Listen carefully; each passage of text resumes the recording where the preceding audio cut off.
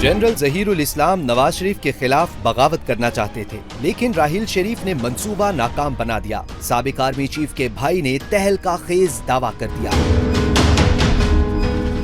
साबिक army chief Asif Nawaz Janjua के भाई शुजा नवाज ने दावा किया है कि 2014 के धरने के दौरान उस वक्त के ISI चीफ जनरल जहीरुल इस्लाम बगावत करना चाहते थे, लेकिन आर्मी चीफ जनरल राहील शरीफ ने उनका मंसूबा नाकाम बना दिया।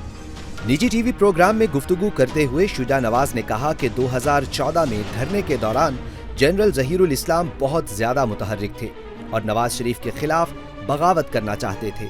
वो अपने हम ख्याल जर्नैलों और कोर कमांडर से भी बात कर रहे थे, लेकिन जनरल राहील शरीफ ने उन्हें बरवक्त ओहदे से हटाकर उनका मंसूबा नाकाम बना दिया।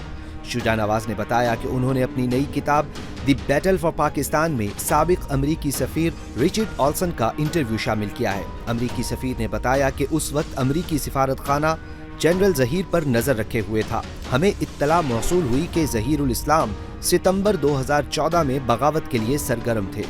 आर्मी चीफ जनरल राहील शरीफ ने जहीरुल इस्लाम को ओहदे से हटाकर इस बगावत को रोका।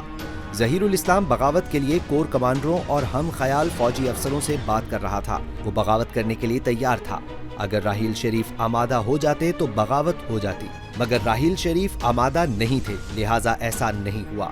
याद रहे कि गुज़श्ता रोज नवाज शरीफ ने भी यही इंकिशाफ किया था कि साबिका DG ISI जहीरुल इस्लाम ने धरनों के दौरान कहा था कि नवाज शरीफ इस्तीफा दे।